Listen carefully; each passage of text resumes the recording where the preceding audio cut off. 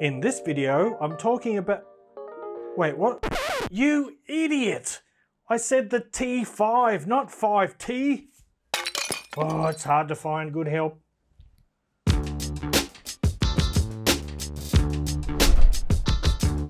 What's cracking, audio fans? It's David here from Prime Audio Reviews. So today we've got the HiFi T5, another exciting release from HiFi when the audio enthusiasts around the world go wild with anticipation. Here is the box. Quite nice, but let's get right on with it. I will show you this case. It's pretty cool. Similar to the one that came with the Shanling ME500. I thought it was pretty neat. Nice and refreshing to see a pristine white box like this, but without any further ado, let's move right on to these earphones. So here's the T5. Here they are, and these actually have titanium shells, and they're a little bit large. They're quite big for an IEM, but the design is actually really good. These fit in my ear beautifully, and I can wear these for hours at a time without any discomfort. However, some people with smaller ears might find these a little bit too big, but for me they're just fine. So titanium shell, just a very subtle branding on the faceplate there. Got this gold colored aluminium nozzle with mesh protector, and that is about it for the physical aspects of the T5. Of course, you can see there it's got a nicely recessed 2-pin 0.78mm connector socket.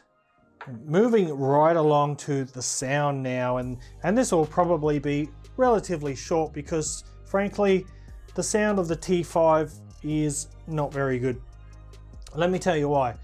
The overall tonality, well, how can I say it? The T5 is all about bass. And that's not necessarily a bad thing, except that the quality of the bass is really not that good.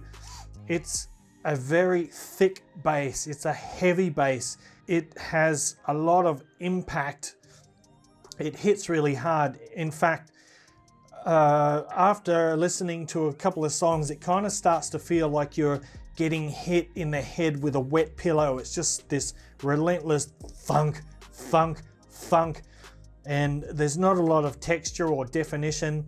It's just kind of a brute force, up the quantity, not too much about the quality kind of bass, and for me it just doesn't work. Some people might like it. Like, I am a fan of the bass. My favorite earphones like the FiO FH3, the Dunu DK series, you know, they have elevated bass, and I'm a fan of that, but this just they just don't do it very well.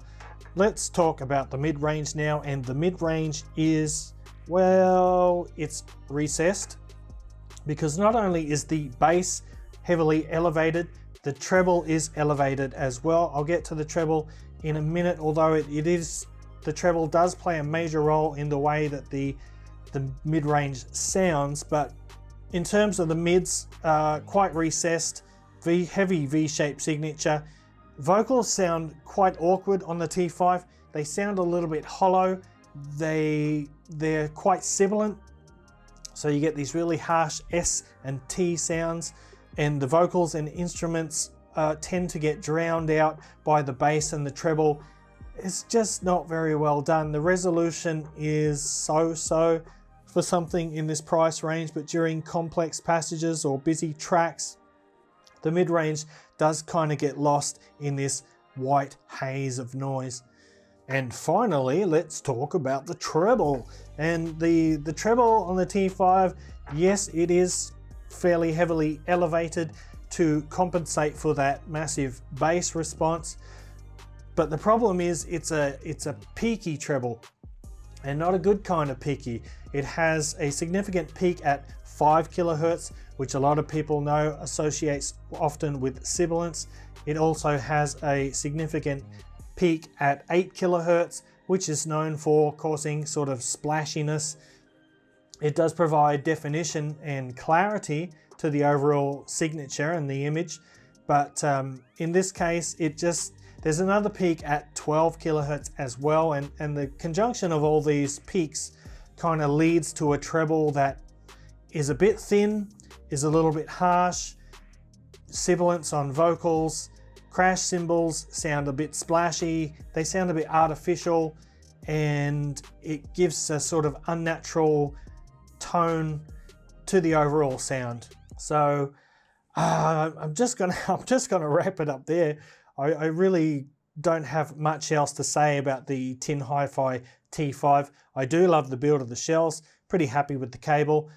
The case and the accessories is all fairly decent, but the sound just falls short in my opinion for something in that price range, which by the way is about $129, although there is a super early bird price available on drop.com for $109, but even at the lower price, I still cannot recommend these. There are just so many things available that sound better. So that about wraps it up for this video, guys. If you found any use in this video, go ahead and give it a thumbs up, Parfam audiophile style. And if you're new to the channel and want to see more reviews like this in the future, like my upcoming Kinera BD005 Pro and the original Tin HiFi T2, which was a good one, got that comparison video coming up. So if you want to see that, make sure you're subscribed. And until next time, guys, I will see you later.